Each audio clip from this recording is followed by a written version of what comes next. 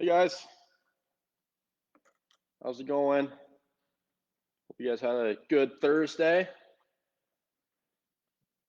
We're going to get started in just a second. I'm going to give some time for everybody to hop on. For those that are watching, if you guys could go ahead and comment whether or not you can hear me, that would be great. Just type yes or no. That'd be awesome. Hey Brooks, how's it going? We'll give it a few minutes for everybody to hop on, and then we'll get started and whatnot. I'm super excited for this tonight, and giving you guys some actionable tips that you guys can start utilizing right away to improve your overhead lifts and also decrease any shoulder pain that you're having as well. Let me pull up the slides here. You're right, Brooks. Every day does feel like Thursday. Awesome. Thanks, Laurel. Thanks, Kristen. Awesome. Thank you, guys. All right, I'm going to pull up my slides here.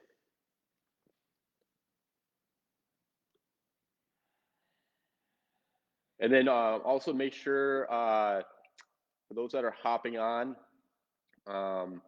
make sure you fill out the liability waiver, because what I'm going to be doing is, well, first of all, I don't want you guys diagnosing yourselves. All right, you want to make sure that, because we're going to be going over injury, like common diagnoses we see with regards to shoulder pain. I just want to make sure you guys aren't self-diagnosing yourselves. But I want you at least, give you an idea of what may be going on. Make sure you reach out to a medical professional, whether it's PT, your physician, or somebody like that, to give you a clear-cut diagnosis. And then secondly, most importantly, is when you fill out that liability waiver, it's located in the Facebook page as well. When you fill that out, your email address will be in there. What I'm gonna be doing is, so you don't have to like try and absorb all this information and these exercises. I'm gonna be sending these exercises to that email address in video format. So you guys don't have to like worry about trying to memorize these or wondering if you're doing them correctly, or wondering if you're gonna hurt yourself by doing them incorrectly as well. So I'll be sending those over. Just make sure you filled out the liability waiver. All right.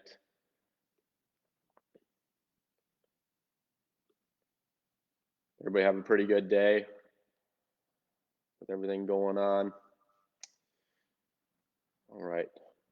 Okay, guys. So another thing is about this workshop tonight. It's super informal. I like to think I'm kind of a laid back type of person. If you guys have questions, go ahead and interrupt me. Go ahead and put comments in there. I'm going to try to answer them as those come through. Because I guarantee if you have a question, somebody else has the exact same one. And if you have a question, it's because I didn't explain it well enough. There's no dumb questions. All right. It's my fault if there's questions because I didn't explain something well enough. So make sure you go in the comments and ask any questions. I want to make sure that none of you guys leave with any questions tonight. I'm here. I have nothing scheduled after this, so I'm here to answer questions as long as you guys need me to tonight. All right. So we'll go ahead and we'll get started. If you guys have any specific questions, you can already start throwing my way, and I'll kind of address those as those come in. But if you're watching this training, it's probably because you want to learn or improve your overhead mobility and overhead lifts, or learn how to fix your shoulder pain and be able to press, overhead press, or bench press, or do push-ups, or just work out and exercise again. If that's you, then you're in the right place. That's what we're gonna be talking about tonight. For those that don't know me, my name is Dr. Ben, and with Pro+Kinetix Physical Therapy and Performance, we're a physical therapy practice, a performance-based physical therapy practice. I like to think this is, I refer to my practice as not your grandma's physical therapy. We do it, no offense to anybody, but we do more performance-based exercises and approach. We're also certified strength and conditioning specialists, not just physical therapists. So we understand the levels that you're trying to get to. And we're located in Uptown Oakland, really close to V16, actually, right across from the local YMCA. And I'm super passionate about this topic because I once too used to have shoulder pain. Before I became a physical therapist, I had shoulder pain, and it was impacting my ability to work out and exercise how I wanted to. And I know how frustrating it can be. And I've had doctors tell me, oh, well, it hurts when you bench press or shoulder press or do Olympic weightlifting. You should just stop doing that. easy fix, right? And I just didn't take that for an answer, and so I went to PT for it, which helped a little bit. But I had a lot of PTs trying to rehab me that um, I could tell like they didn't like really work out themselves or understand, my passion to get back to working out and being active in that sense. And they kind of just blamed it on bench pressing and shoulder pressing and say, oh, that's just, it's hard on the shoulders. Those are exercises that are just hard on the shoulders. That's not, now that I'm a PT, back then I didn't know that. I thought just took their word for it. But I was like, I love doing these exercises. I want to keep doing them. And now I'm a PT. I'm like, okay, that was definitely bullcrap. Um, there's, as long as you're doing it correctly, and it's in the right way, you're not doing any damage to the shoulders, and they're not harmful for the shoulders. So yeah, once I became a PT, this is a topic I study extensively because this story is all too common, and these are the types of people we specialize in working with, and have helped hundreds of people get back to bench pressing and shoulder pressing pain-free, and then also sleeping again pain-free as well. Because with shoulder pain and injuries, it can impact the sleep. You're sleeping, so we want to make sure we take care of that as well. Because I'm sure all you guys know how important sleep is, especially for performance and a working out standpoint. So, but not only that, we want to get you back to bench pressing and shoulder pressing and doing clean and jerks, snatches, pain free, and doing more weight than you ever did before. We're not just trying to get you back to where you were before. We want to get you back stronger and more resilient than ever before too. And by working on the biomechanics and perfecting the movements and whatnot. So, one thing that helps me kind of get an idea about you guys too and what you're having pain with and kind of the group that I'm talking to is I want you to comment where you're having the pain, specifically like when you overhead press or bench press or do push-ups, or just in general if you're having consistent pain. Type if like that's in the front of the shoulder, side of the shoulder, the back of the shoulder. If you could do that, that would be awesome. Let me go and take a look and see. Let's see here.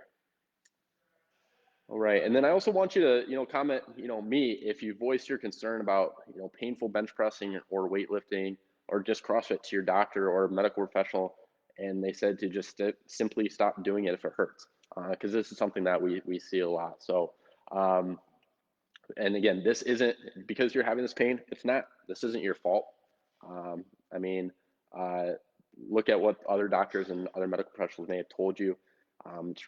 It's actually medical professionals' fault if you did go reach out to somebody and they weren't able to help you. It's just they didn't know the right modifications, what to make with that, and not be able to help you find that solution. So I'm here to tell you today there is a solution, and it's a solution we've helped hundreds of people find, and that's what I'm going to be sharing with you today, and giving you a glimpse on things that you guys can start doing to start allowing you to get back to working out and bench pressing and shoulder pressing and doing all the Olympic weightlifting techniques you want to be doing. So yeah, we'll go ahead and we'll get into it. Again, make sure feel free to ask questions as we go along. All right, I'm seeing front of the shoulder. Started with yoga, seems to get worse with snatches. Hey, Diana, yeah, that's super common. Levator scapula, yep. So levator scapula, that can be tightness. So for those guys who don't know, it's kind of like in the upper trap area too. All right, and this can be not always due to just to weightlifting, but a lot of times if we're sitting with incorrect posture, or if we're really stressed out.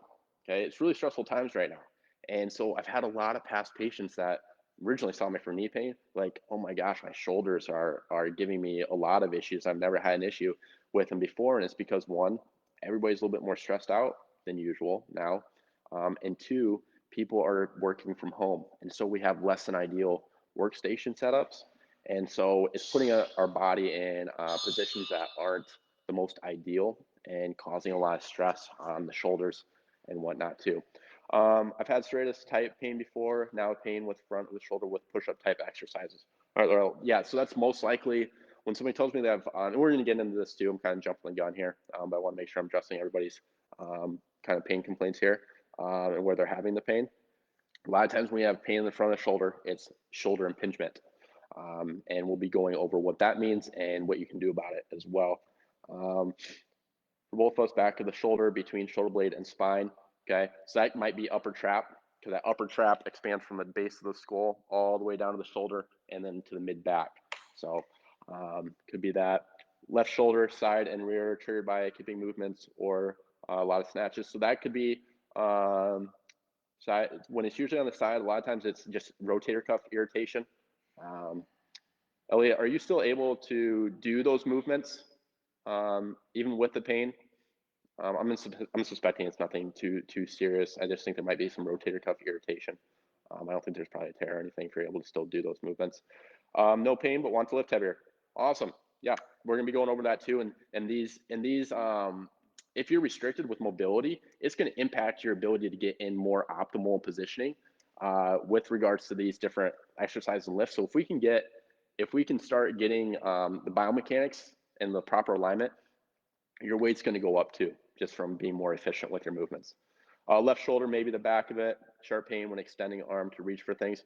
Evan, yeah, that sounds, a lot of times when I hear pain of kind of on the back and with like reaching back or extending the arm to reach for things, a lot of times that's rotator cuff involvement. The deltoid area started with Scott's press. Okay.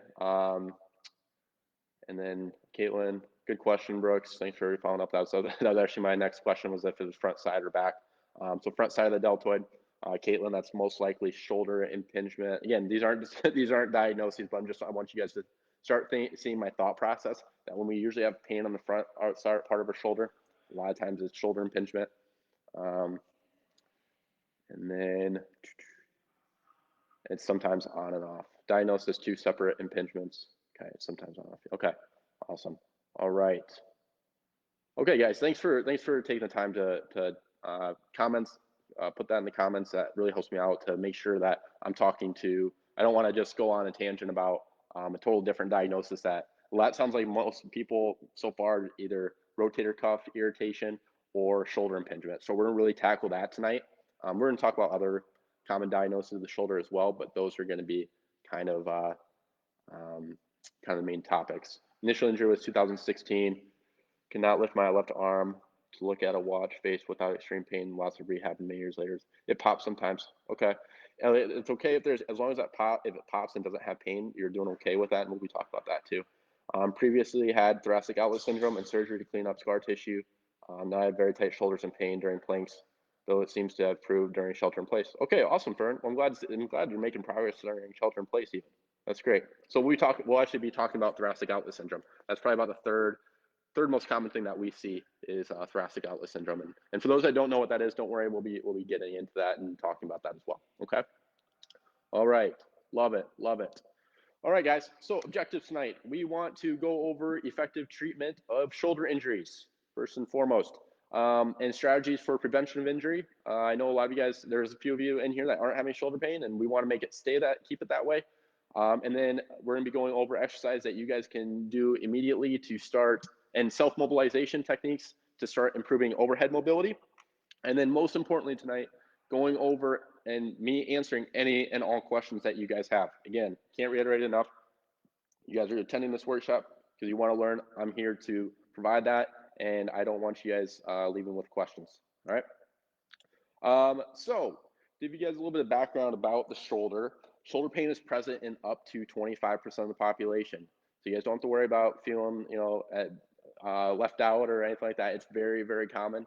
All right, and seen in 25% of the population. It's responsible for 2.5 million visits to physical therapy every year. And you guys are like, well, why is this? You guys are probably wondering, like, why is the shoulder so prone to injuries? Why is it so common? And the reason for that is because of the way the shoulder joint is due to alignment, and it has very little bony stability. What I mean by that, in the best way to kind of explain it without getting too in depth, is it's kind of like a golf ball on a tee, right? When you put a golf ball on a tee, there's not a whole lot of surface contact there, right? And that's very similar to the shoulder. We don't have a whole lot of contact, bone-to-bone contact within that shoulder joint. And when we don't have this bony stability, there's increased reliance on ligaments and muscles for that stability. And so if we don't have the proper strength, then there's wear and tear on these ligaments and muscles for stability, right?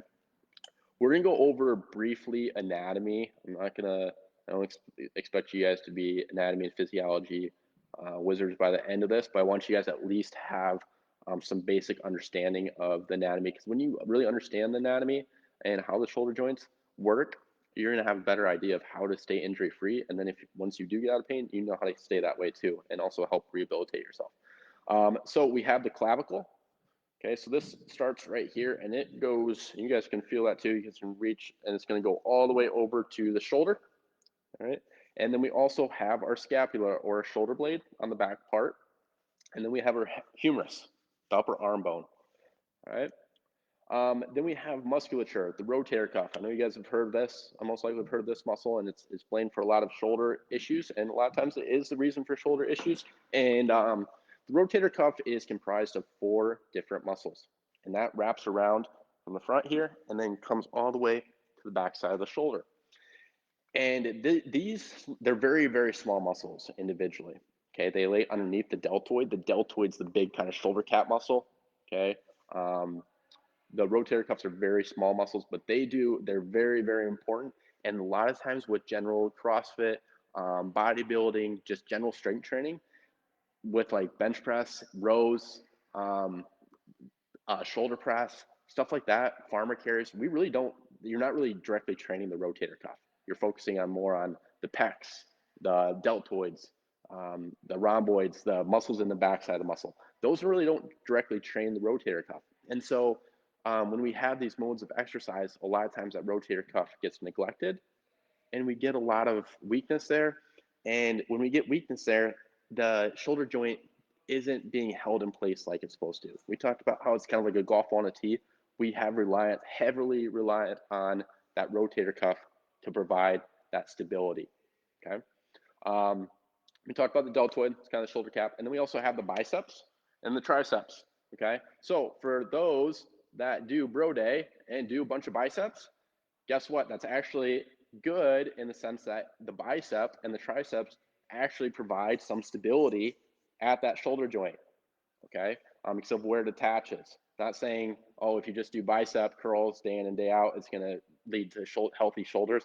Not the case, but it does. Those muscles, the biceps and triceps, also do provide some stability there. All right. So that's kind of just brief anatomy. It's really complicated, a lot more complicated than that, but that's going to give you guys a good general understanding of the anatomy. So the rest of the workshop makes sense. All right, go ahead and put in the comments if something in there does not make sense before we move on here.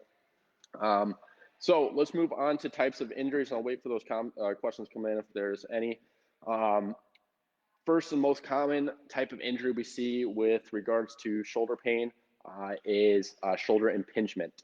So shoulder impingement, like I said earlier, is pain on the front side of the shoulder.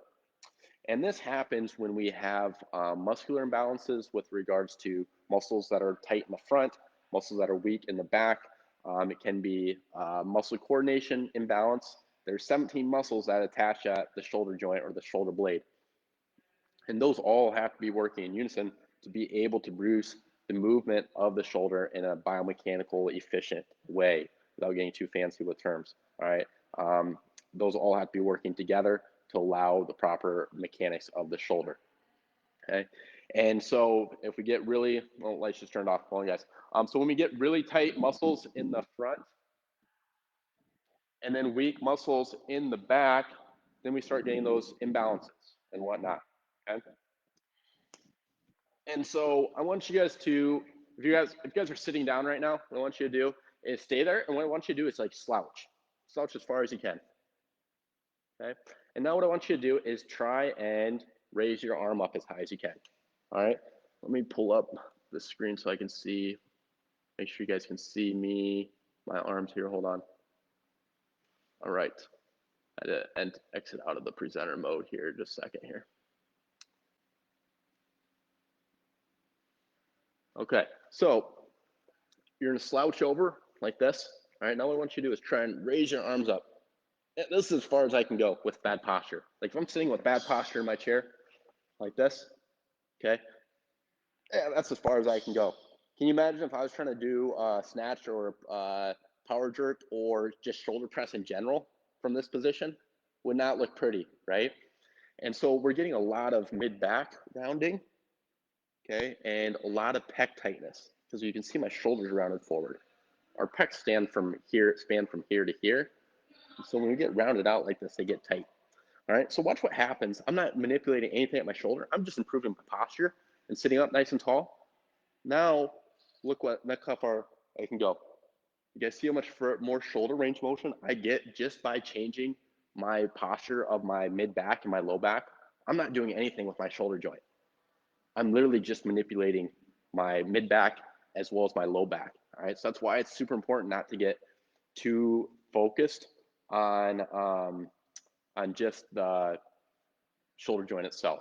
You want to make sure you're going after looking at that mid back and looking at the low back as well, because that plays a factor into things in the overall alignment.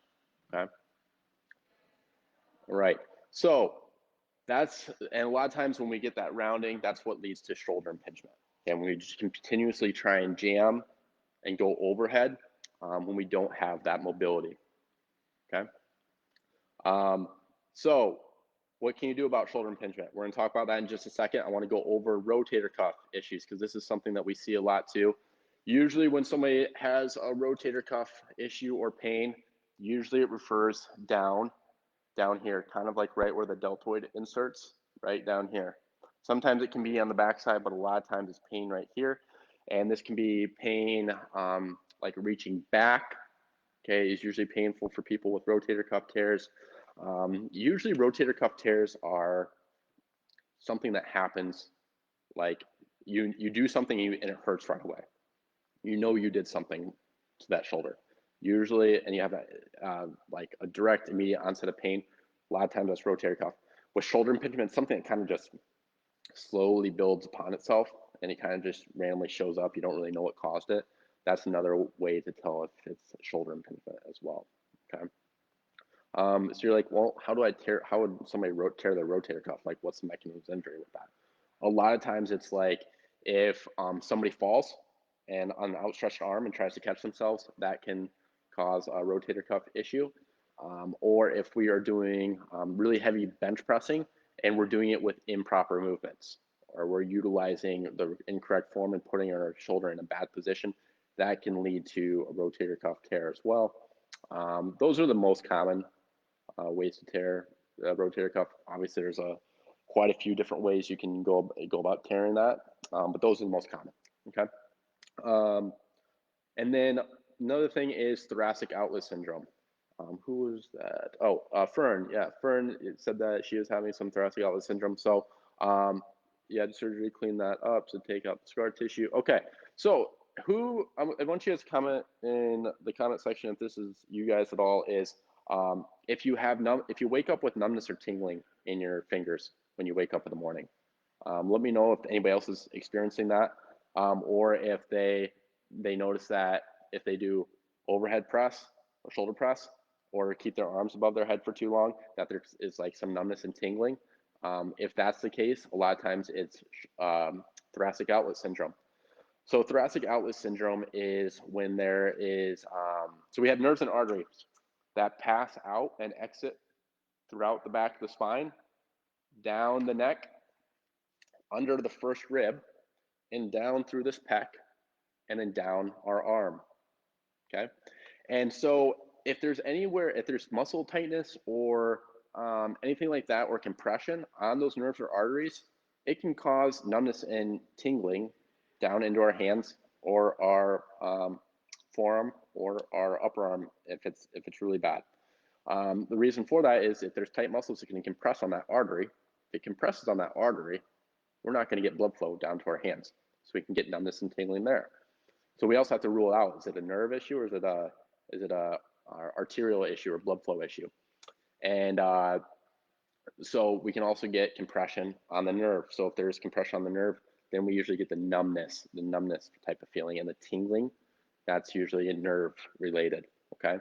And so a lot of times this is caused by a tight upper trap muscle, okay? Again, this tight upper trap, or upper trap spans from the base of our skull, comes down to our shoulder, and then also comes down and attaches at the mid back here, okay? It's kind of like a triangle, okay? It comes up here and then goes to our shoulder, all right? And so if we get a tight upper trap, it can compress on those nerves and arteries. Sometimes even if our first rib isn't mobile like it needs to be, which is sometimes the case, that can compress down the nerves and arteries as well. And then we also have the pec muscle. And usually it's the pec muscle that is responsible for the thoracic outlet syndrome or the numbness and tingling. Okay. We'll be going over some stuff to correct that as well. So let's see. My lats back shoulder can get pretty tight and end up cracking my neck constantly for relief. I've noticed that sticking my chest out to correct my posture also offers some release, but not as much as cracking my neck. Right. All right, John. So it's totally okay to crack your neck as long as there's no pain. And yes, you will get some relief. Exactly what you're actually doing is just doing a chiropractic self-adjustment and whatnot. And it's fine as long as there's no pain. But a lot of times when we get relief from that cracking or sticking out our chest, it feels better. A lot of times it's because what you do, John, when you pull your shoulder blades down and back, all right, what you're doing is you're actually activating these muscles in the back, all right, and getting them to wake up and do what they're supposed to be doing.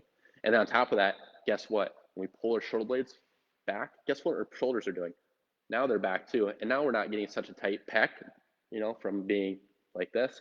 Now we're up in good posture, all right? So John, what you need is just to get strengthening in that mid back, okay? Because what's happening is our joints, especially our shoulder joint, it wants stability. Our joints want stability. When our joints aren't getting stability, that's when we get compensation from other musculature around that joint to provide that stability, okay? And that's why we keep getting tightness. I'm waking up with numb fingers. Okay, so Andy, yeah, so that's most likely thoracic outlet syndrome as well. And it sounds serious. It's not super serious, but it tells me that there's something going on with the body that needs to be corrected, and there's some imbalances and tightness going on. My hand went numb after using a lacrosse ball on my deltoid on the side of my arm. What could have happened there, Caitlin? You could have just hit a nerve when you could have rolled over a nerve. If that did that happen more than once, you might have just, like when you hit your funny bone, your hand, your side of your hand goes numb. When you hit that, you just hit a nerve. If you roll on a nerve up here, it can cause some of the similar feelings and numbness and tingling. So I don't know if that's thoracic outlet syndrome, Caitlin, but you might want to get that checked out too, just to make sure that's nothing serious going on there. All right. But good questions, guys. All right. So hopefully that kind of makes sense with regards to the different diagnoses. There's a few other ones, obviously, but those are going to be, again, I want to go over things that are probably happening to you guys as CrossFit athletes on what we see most, a lot of times with CrossFit athletes. So that's shoulder impingement, rotator cuff, irritation, slight tear, and then thoracic outlet syndrome. Those are the main things, okay? Sometimes instability can be an issue as well.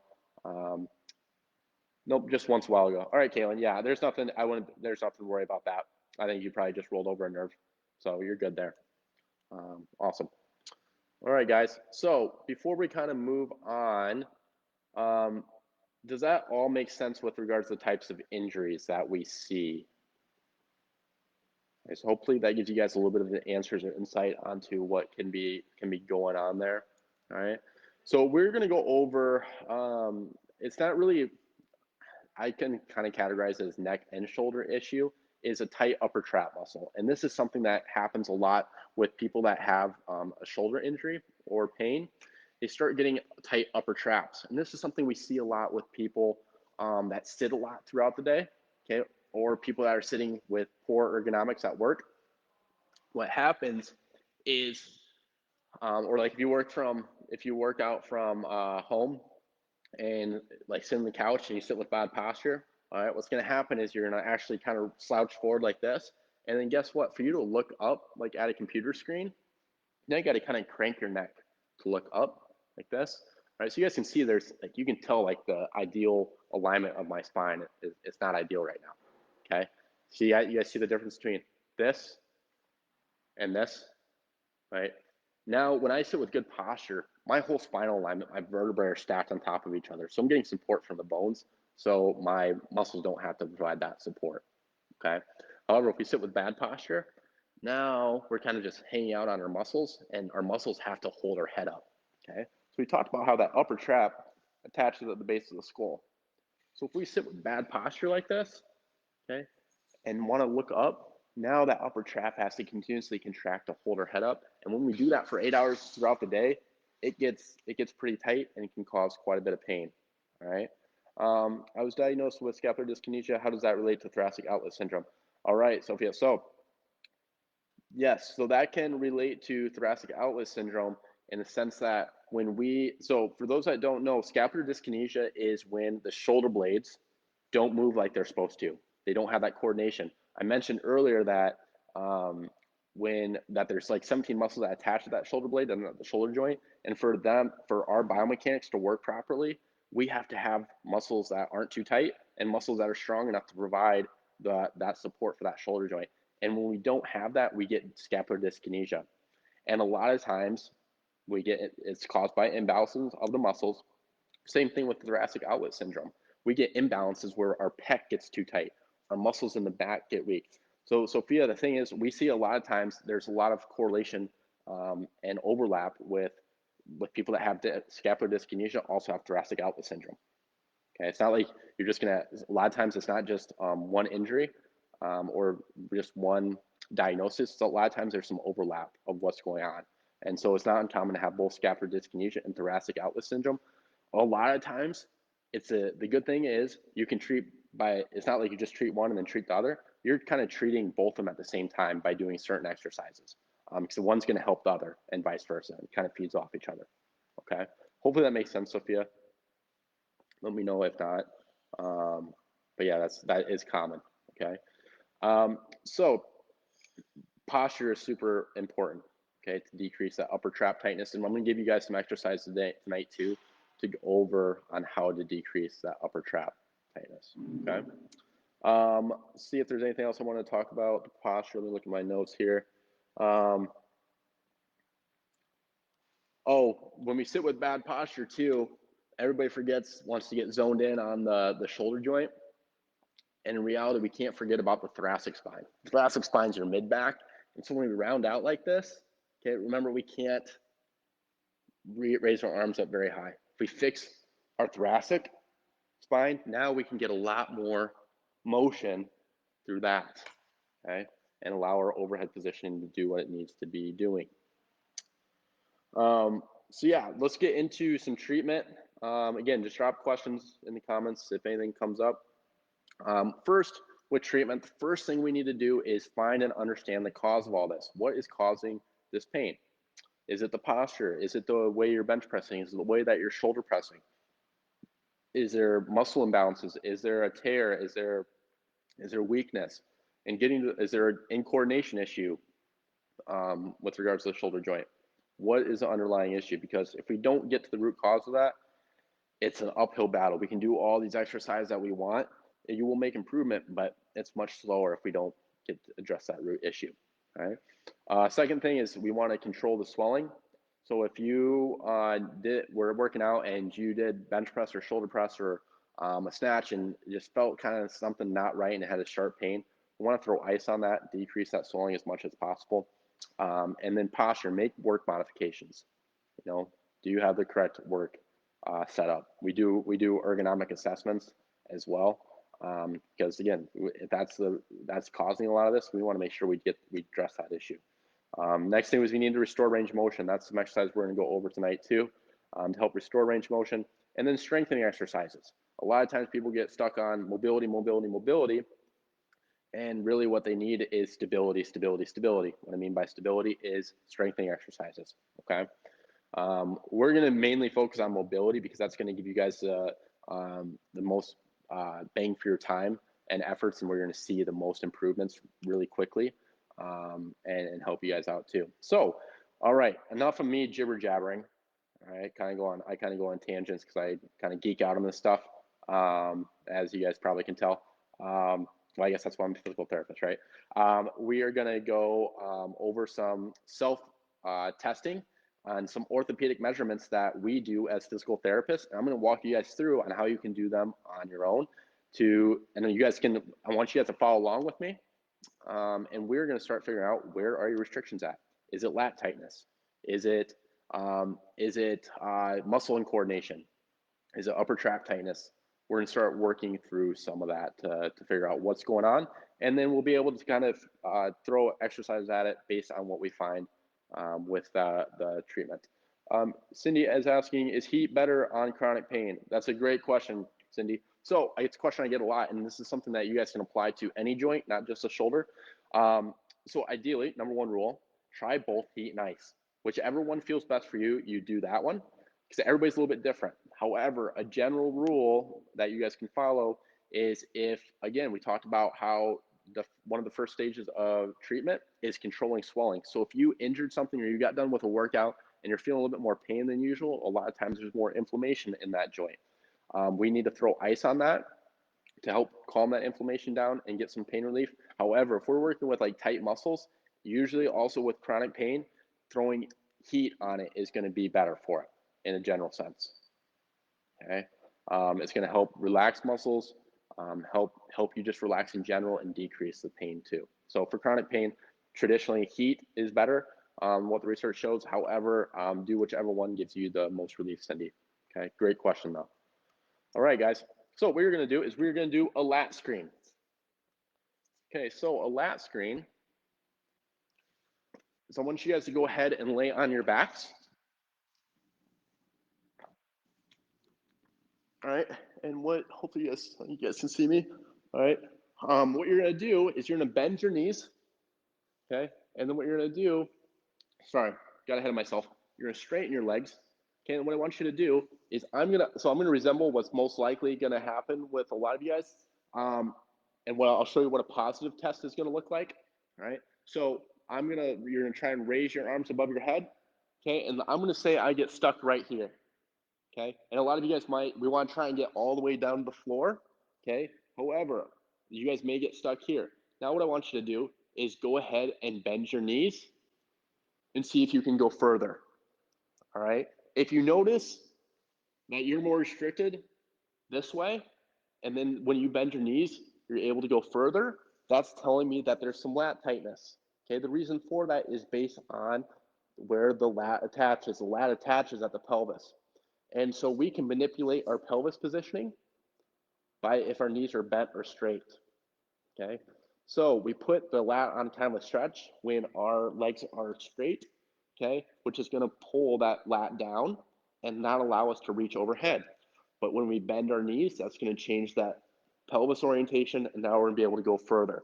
So if you guys are able to go further when you bend your knees versus when they're straight, that's indicative of a tight latissimus dorsi. Lat is a muscle here. Okay, it attaches here, comes up, and it attaches at that shoulder blade. All right, and so this can play a factor in scapular dyskinesia because it attaches at the bottom of the shoulder blade. All right, that's really tight. It's not going to allow that shoulder blade to rotate upwards like it needs to allow you to get into overhead position. All right, so if that is tight, remember that. Okay, make a mental note that your lat is tight, and we're going to be going over exercise to address that. Okay, here shortly. All right, you guys have time to do that. I'm going to give you guys a little bit more time to run through that.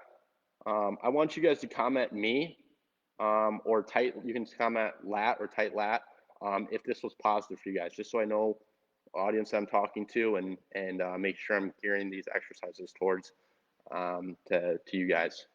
Okay, give you guys a little bit of time to do that. I'm gonna pull up my screen here. Hopefully that all makes sense, guys. I know it can kind of get confusing with it.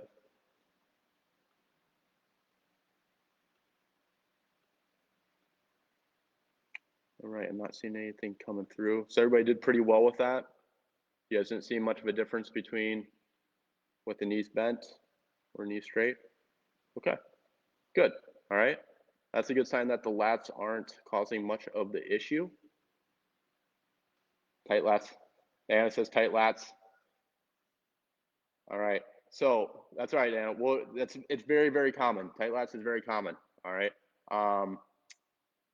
Okay, good. All right, Evan. Great. I'm glad the lat mobility was good.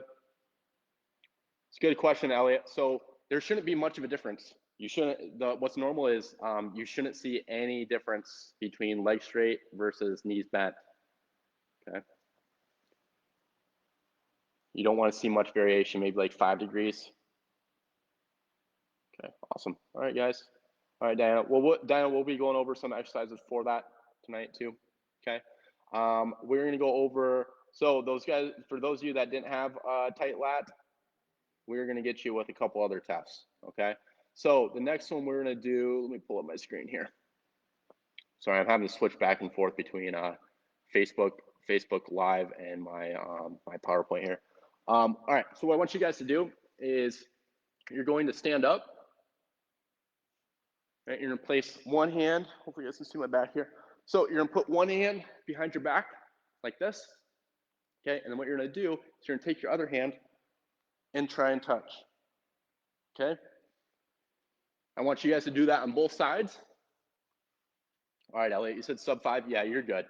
Yeah, can touch them both easier with knees bent. Okay, yeah, you might have a little bit of tightness, Elliot, but I'm not too concerned about it. That sounds good.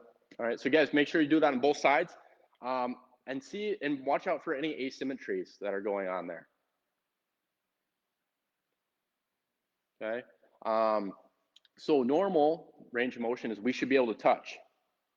Okay. If we are able to touch, we're at a low risk for injury. If we're outside of a fist width, that means we're at a high risk for injury. If we're within a fist width of touching, then we're at a moderate risk for injury. Okay. We ideally want to keep it symmetrical on one side versus the other. A lot of times people notice a lot of asymmetries with this. Okay. All right. So there's the only bad thing about this test is that it just it doesn't give you a whole lot of insight of what muscles actually causing it, but it will tell you kind of what if there's some imbalances going on. Okay, this thing keeps range of motion on internal on right. Okay, yeah, so that's common, especially for people that are right-handed. A lot of times we're restricted with internal rotation. All right, I'm kind of the same way. PTs are not always perfect either. All right, I wasn't comfortable that I could wiggle my way into teaching each side. Okay, great, Evan, that's awesome. I'm good with that. Brooks, so asymmetrical.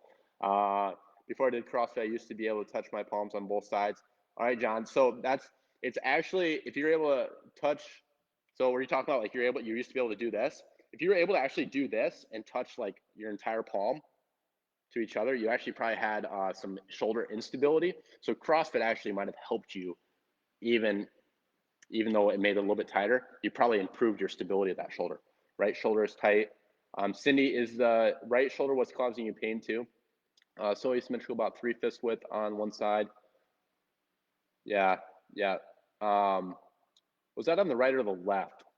And then that one is tough for my right arm. It hurts when I try to reach my right arm back, left elbow up. Yeah, so that's Caitlin. Are you right-handed?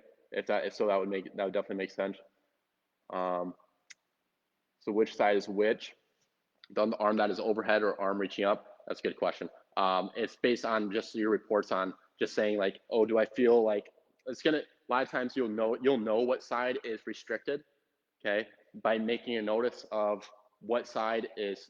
What you could do is you could just do one arm at once like this, and then switch and do the same thing on the other side, and you'll be able to tell which side is tighter. And you can do the same thing on the other side. Okay. Hopefully that makes sense. Okay, you could touch both sides, but experience pain in front of right shoulder when doing it. Yeah, so Diana, what could be happening is you could be having actually a little bit of instability on the front side of the shoulder. So when we reach behind our back to compensate, sometimes we'll dip that right shoulder forward, which can cause some pain, especially if we have shoulder impingement. Right shoulder is tight, which is the same shoulder as this pain. Okay, all right. So Laurel, the good thing is most likely if you correct that tightness, you're not having pain on the other side. If we can get the mobility back on the side that's painful, we get pain relief there too. Okay, so that's the silver lining it. I tell my patients this all the time when they come in for an evaluation, is if we do these tests and if they come in with pain and we do these tests, and we can't find anything, any imbalances or anything that's wrong, that's a problem, all right? Because that means we have nothing to make improvements on. So it's great when patients come in and we start seeing these asymmetries pop up, because that means there's room for improvement. And if there's room for improvement, then we can get this pain taken care of, okay? All right. For instance, right-handed, also struggle with left hand up. Yes. Yep. Okay. So that would make sense too. And then Caitlin says I have pain in the back of right shoulder. Okay. That could be tight. There's one of the rotator cuff muscles on the back side here can get tight. That's called infraspinatus. All right. So yeah, the only thing is, the bad thing about that test is it doesn't tell you exactly where it's tight. It just tells you if there's any imbalances with that. Okay. So last test, all right, before we get into some of this treatment, is I want you guys, the only thing is I don't have a great wall to do this on. What I want you guys to do is go up against the wall. I can't go all the way up against the wall because of this here, but what I'm going to show you guys, what I want you to do is you are going to get back your back all the way up against the wall, and I want you to do is try and keep your elbows and your palms against that wall. All right, and then what you're going to do is you're going to try and go into a shoulder press motion overhead. All right, I want you guys to do that. I'm not going to say anything quite yet. I'll say something in just a second. So a lot of you guys are going to make compensations. Just go ahead and do a couple reps and see if you're able to keep your hands and your elbows in contact with the wall the entire time. If you're not able to, all right, that's also indicative of a tight lat, and some other, there's the infraspinatus is one muscle that can be tight as well, if this is a positive test.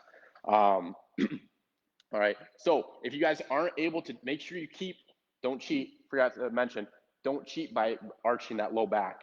All right, so I guarantee what a lot of you guys did that struggle with this is you automatically kind of flared the ribs and arch your low back to do that. Okay, that is, if you're able to, if you keep the core in tight and keep the low back against the wall and you're not able to do this, okay, but when you lose that tight core and start arching your back and then you're able to do that, that's also indicative of a tight latissimus dorsi. Okay, the lat is responsible for a lot of pain. Okay, how did you guys do with that? This is one that's a lot of people do kind of struggle with. Okay, go ahead and comment if you guys had any asymmetries or what you guys found with that. Again, make sure to keep the way to do this. The only way you pass this test is if you keep that back in contact with the wall, okay, without overarching. That was ouch. You had super arched my lower back, and even with that, could keep elbows connected to the wall. All right, Evan. Yeah. So I think, Evan, I think a lot of your issues is with the tight lat. Again, just emphasizing, guys, this is not medical advice. I'm not trying to do evaluation over comments on a Facebook Live and trying to get accurate diagnosis. But I want you guys to at least start an idea of what your thought process should be of what might be going on. Okay, this is sometimes painful on my left shoulder. I often only do this lying on the floor with legs bent. Yes. So again, Elliot, same thing with the legs bent. All right. When you bend those legs, it takes that lat off slack. I can barely get my lower back on the wall even at the start. So Brianna, that could be also some low back tightness as well, or issues.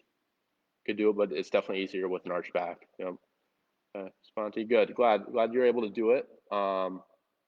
Even without arching. Elbows came off wall and about an inch at very top of movement. All right, Dan. So that's all. That's about what I would expect based on your previous test. Laurel says struggle. This is a tough test, guys. You can't make it to the top without arching. All right, guys. So guess what this motion is? This motion is a shoulder press. This is the same motion we end up in with a snatch or a power jerk. We have to be able to have this range motion. If we can't do that test, it's going to be very hard to be able to do a shoulder press without putting your shoulder at an increased risk for irritation. I can't make it to the top, yep, without arching. I read that one. Top back of the shoulder pain just now, trying it on the floor, plus a pop. All right. Elliot, was that pop painful at all? Yeah, if there's no pop or if there's no pain with the pops, you guys are okay. All right, that's it's a long story, but it's nothing to be too concerned about. If you're having pain with the popping, that's something that you want to take a further look at and figure out what's going on with that. Okay. All right, guys. So that tells you, can give you an insight on the lat and whatnot too. Karen, how does one make an appointment with you? We'll talk about that at the end, Karen. I'll kind of give you guys a way that you guys can get in contact with me if you guys feel like I'd be able to help you. A good question. Yeah, I'll address that then. Elliot, no. Okay, good. I'm glad there's no pain with the popping. Almost relief. Good. All right. Yeah, I'm fine with that. Elbows come away from wall once they get above my head.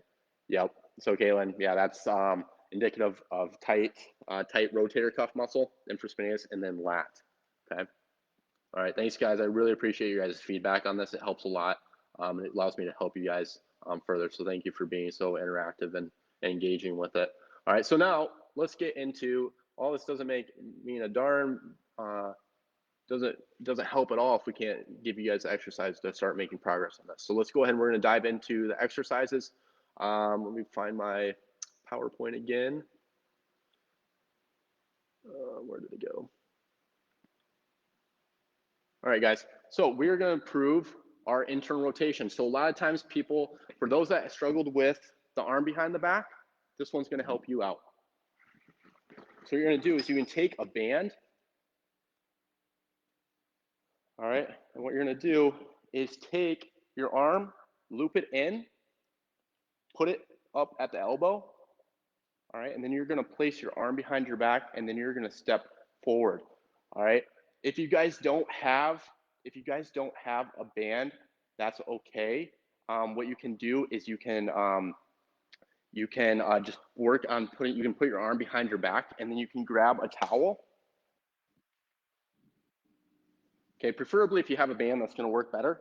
What you can do is you can try and reach up as high on your back as possible and then pull through like this.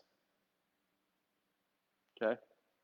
All right, and then you can just readjust and try and get higher and higher. Okay, that's one way to do it, and you can hold that for about 30 seconds. I'm gonna go back to the band. Okay, so this is something great to do right before you do bench press, overhead movements. It's really gonna open up that front of the pec.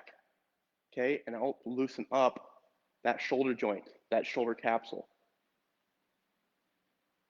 Okay, and ideally we can just hold this for about 30 seconds. All right, and then you guys can do it on both sides. All right, I want to make sure we get into as much exercise as possible and give you guys as much actionable things as possible tonight too. So I'm going to be kind of going through these quickly. I want to reemphasize that I will be sending these out through video. You do not have to memorize these. Okay. All right. I just want to go over these briefly so you guys get an understanding of it. And again, these should not be painful. If you guys have any pain with this, stop. All right. And contact me or let me know. Or you just might have restrictions. With that. All right, so no pain with these. No, it's not a no pain, no type of gain, no pain, no gain type of thing. Okay. Let's see here. Any other questions coming in? All right, Brooks. Yeah, thanks for taking care of that, Brooks. All right, any questions on that one, guys? All right, that one's super important. And one thing too is make sure you're squeezing your shoulder blade down and back when you do that. Okay, it's gonna make the stretch more intense. And this should be a nice, gentle stretch. Okay, shouldn't be crazy intense or anything like that. All right, so what I'm gonna do is I'm gonna move over here. Not trying to make you guys sick or dizzy, sorry about that. All right, so what you're gonna do is you can attach like a band, like at the top of a rig, okay, top of a squat rack, or like at home, what you can do is you can loop your bed sheet or a towel over the top of the door and close the door. And what you're gonna do is you're going to, you guys might wanna close your eyes since this makes you dizzy.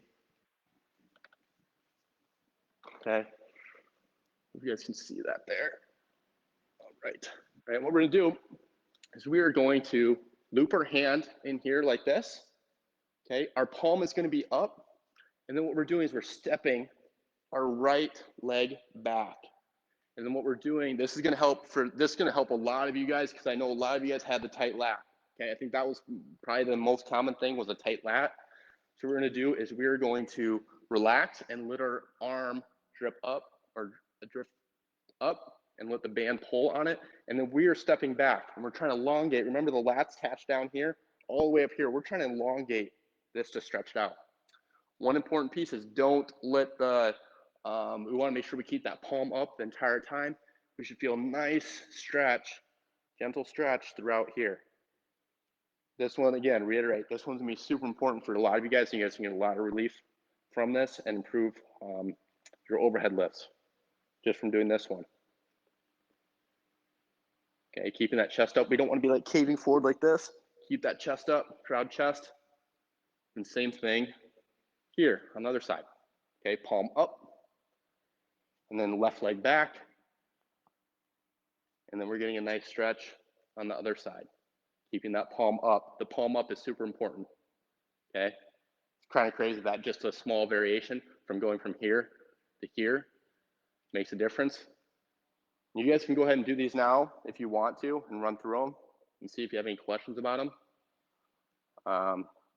Or you guys, yeah, feel free to, I'll be sending these out through email. If you guys got questions, just send them through email or give me a call. I'm happy to walk you guys through it as well. It's usually I do these workshops in person, but with everything going on, can't really do that. But normally I'd be going around to each and every one of you to make sure everything's going correctly.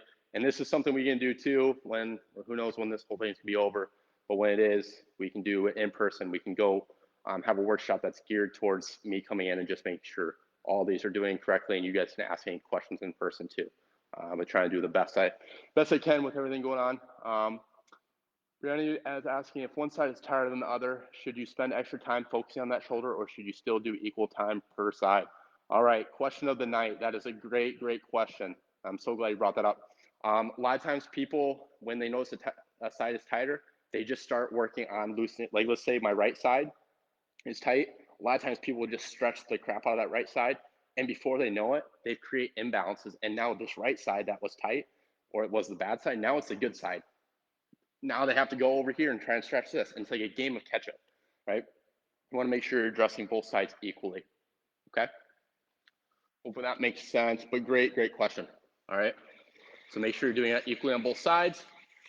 All right, guys, so we talked about mobility.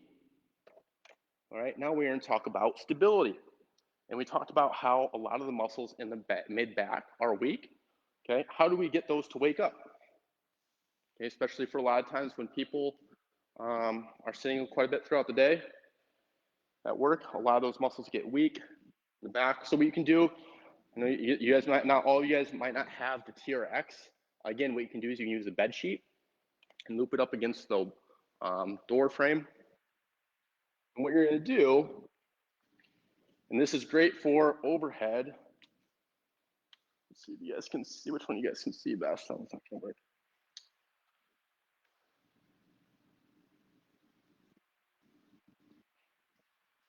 right, so what you're gonna do is you're gonna take, you can loop onto that bed sheet, you can take, you can do this with a band, okay, loop it up to like a squat rack, and you get into your overhead squat position, all right, and what you're gonna do is you're gonna be pulling your shoulder blades down and back. Do you guys see I don't wanna be here, I want shoulder blades down and back, arms up, and then I'm going into an overhead squat position, and I'm putting tension on these bands and trying to pull them back, okay, and that's waking up all the muscles on the back side of my upper back and my shoulders. Okay, we need to wake those muscles up. All right, and a lot of you guys might actually start having cramping with this. All right, it's okay to have a little bit of this gentle cramping, but a lot of times muscles cramp that are weak. Okay, and so it's actually a good sign. It's just telling me that we need to wake those muscles up. And you'd ideally like do 10 to 15 reps of that and just do the overhead squat. Okay, make sure you got that tension. Okay, it's great for people that are right before they're getting ready to snatch or any overhead activity really, but it's really geared towards snatching and shoulder press. Why not too? Okay, whenever I do do shoulder lifts, that's one of my go-tos. Okay, awesome. All right, guys. Yeah, you guys are more than welcome. Appreciate you guys tuning in. All right. Thanks. Bye, Elizabeth. All right. Any questions on that last one, guys? let those questions come in.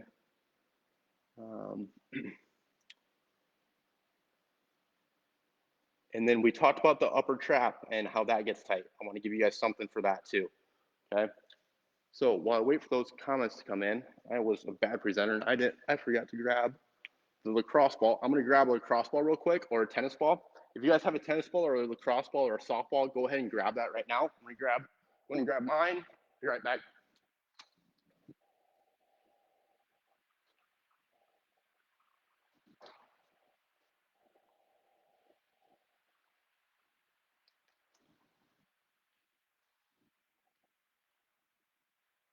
All right, guys, sorry about that. So what you're gonna do is you can take this lacrosse ball, all right, and what you're gonna do is you can find a doorway. Let's see here. Where am I gonna do this at? So I'm gonna use this bookshelf. I'm gonna pretend this is a door frame. All right. So you can do is you can come up, you can place this, this ball on the top part of your shoulder. And what you're gonna do, I'm gonna move this around here.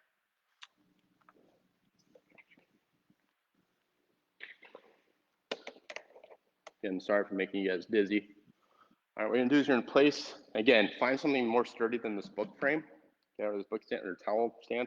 What you're gonna do is you're gonna place that ball on the top side of your shoulder.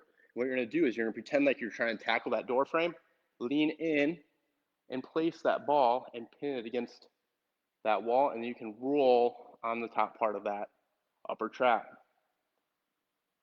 Okay, you guys should feel some tenderness in there, most likely. And you can roll this out for about a minute or two. All right, and you can switch and do the same thing other side. We talked about that upper trap. It spans from, you know, the top of the shoulder all the way down to the mid back. You can also do the same thing against the wall. You can take that ball, place it behind your shoulder blade, and then back up the wall and pin it. One thing that you guys can do, I know a lot of you guys might, and this is common, is having like knots that feel kind of like underneath the shoulder blade and you're unable to reach them. One way to reach them is take your arm, place it behind your back, and roll on it. It's gonna move that shoulder blade out of the way, and it's gonna expose those knots underneath that shoulder blade. You're gonna be able to finally get to those, okay? You don't wanna overdo this, all right? You only wanna do it a minute or two at each spot. Okay, for that. But that's something that's going to help, especially if people have a lot of, they have a lot of complaints of headaches. So if you guys get headaches, this can help a lot because guess what? We talked about where that muscle attaches. It's right at the base of the skull. All right, and we have occipital nerves. Hopefully you guys can see I think you can see my head. There's nerves that pass from the base of the skull all the way around the side of the head and can cause headaches, okay, because they're compressing on those nerves. And that pain, when it gets compressed on, can cause the headaches, okay? Let's see here. Oh, and guys too, this is gonna be on replay. I'll upload a copy of this to the Facebook page, so you guys can watch this on replay as well, okay? What was the last one good for? The infraspinatus, Elliot? Field goal arm test. Oh, so this test, what was this one good for? That one's gonna test the lat as well as the infraspinatus. Okay, that's the test. Okay, the one where I did with the arm behind my back and the band, that's gonna help with infraspinatus as well. Okay. All right, guys. So that's gonna be a good start to get you guys started with whatever deficits you guys are having. Okay. Because we went over upper trap, which is a super common complaint. We went over lat, okay, we went over that lat stretch. We went over infraspinatus stretch, and then we went over muscle activation, okay? Those are a good start for all those. All right, I try to pick exercises that hit all the main deficits, okay? Elliot asked what exercises. Good question, Elliot. So the one that hit the infraspinatus was, again, the band, okay, against the wall. So we're pulling that back. So this is internal rotation. We're in internal rotation. And then when we do internal rotation, we're stretching the infraspinatus. Okay, so infraspinatus for this one, all right?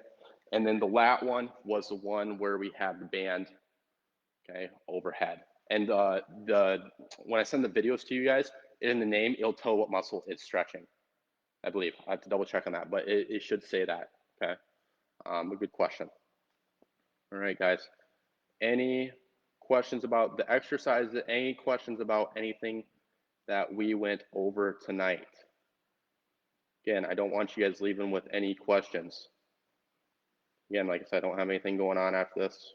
I'm here to answer your guys' question. Let's see here.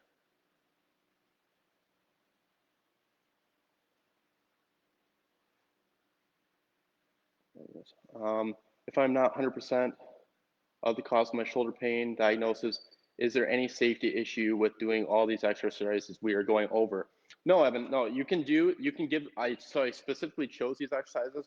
Like that's another thing, there's like hundreds of exercises out there, and it's not like a one size fit all. It's not like it can be cookie cutter. That's one thing that's totally different about us is we're not like physical therapists where you go in and we hand you a sheet of paper and say, oh, you have shoulder pain. Okay, you're gonna do these exercises. Like there's so many different diagnoses. There's so many different goals that people have. There's so many different activities that they want to get back to. It depends if you're a swimmer. Do you want to do CrossFit? There's such a large variety of people, individuality and whatnot that it's not a one size fit all. But to answer your question, you are able to go through all of these exercises, all right, that we went over tonight. These are all safe, but let pain be your guide. If you have pain with these, discontinue them.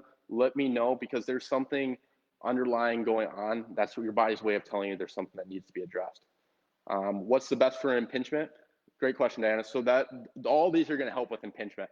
That's a good thing. Lat tightness can cause impingement. Tight infraspinatus can cause impingement. Poor mid-back strength can cause impingement. All right. All these things can cause that impingement. So these exercises address that. All right. So you talked about shoulder impingement being due to in part of posture. How can I correct this with something like a push-up? Should I look forward more and be mindful of how extended my spine is? So push-ups are going to help strengthen up the chest. Okay. The muscles that's usually not the weak muscle. It's usually strengthening the muscles in the mid-back. All right. Okay. So doing that exercise with the overhead squat and the bands is going to help with that. That again, these aren't like super magical exercises where you just do this exercise and it's going to be 100%. I don't want to give you guys a false belief. This is something that's going to help you guys make progress there.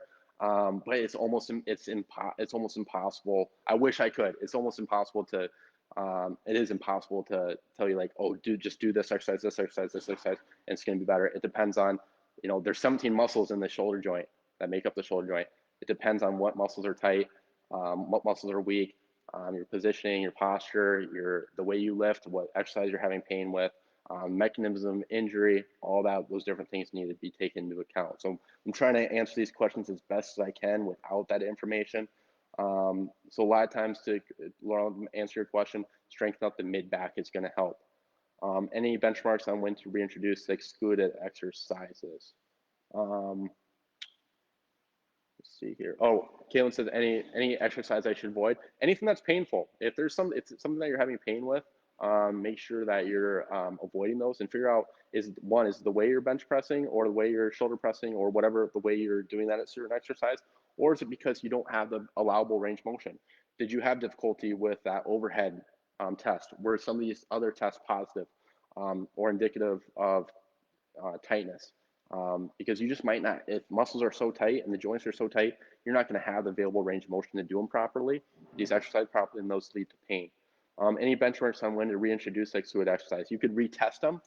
I mean, there's orthopedic measurements and tests that we use, but you have to have the background knowledge to know what to look for and how to conduct those tests.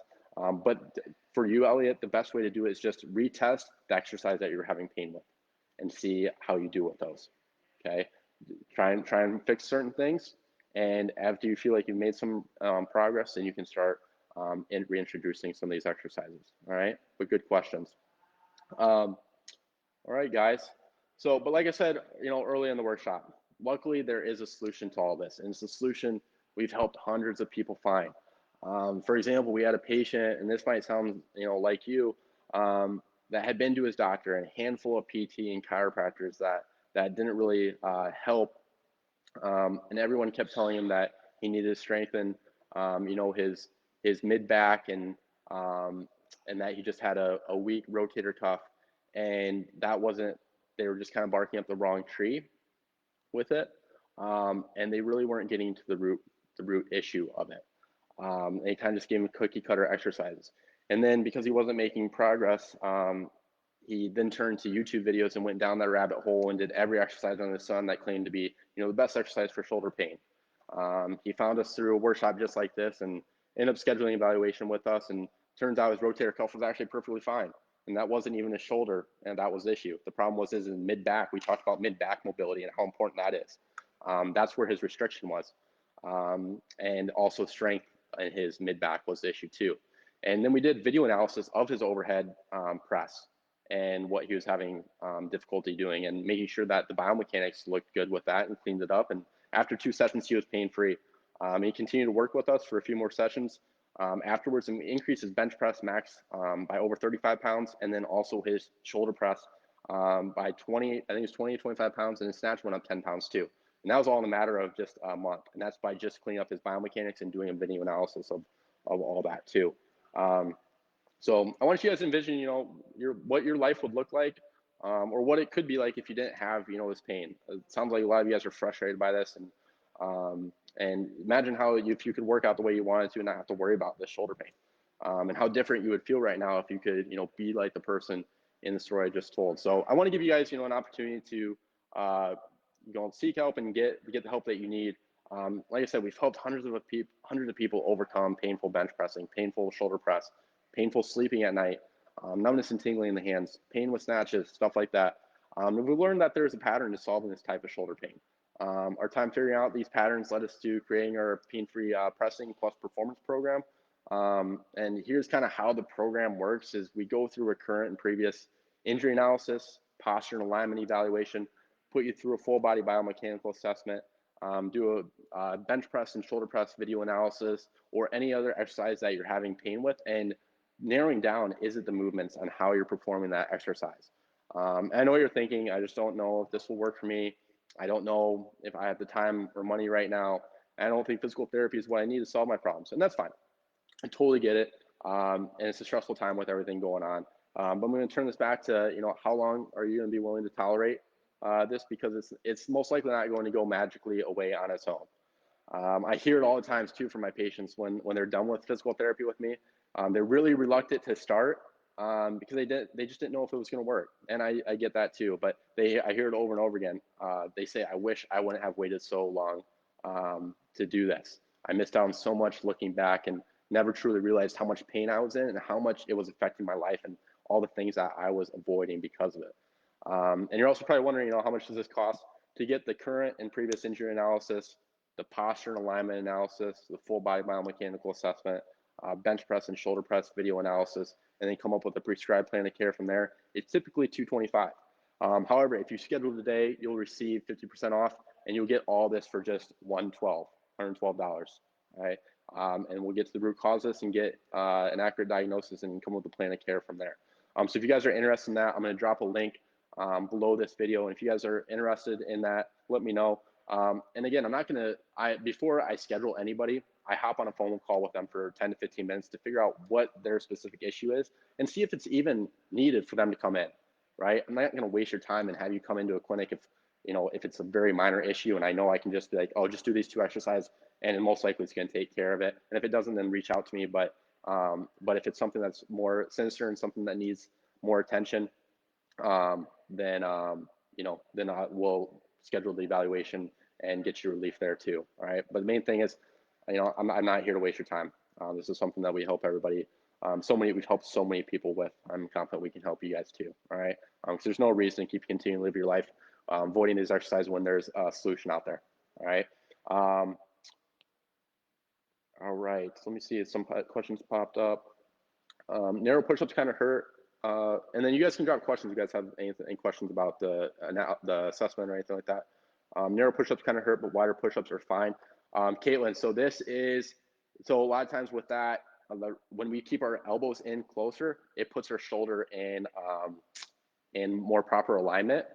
All right, and there's a lot less stress in our shoulder when we do that. However, you should have the capacity to do wider grip push-ups. There's just some restrictions that must be going on.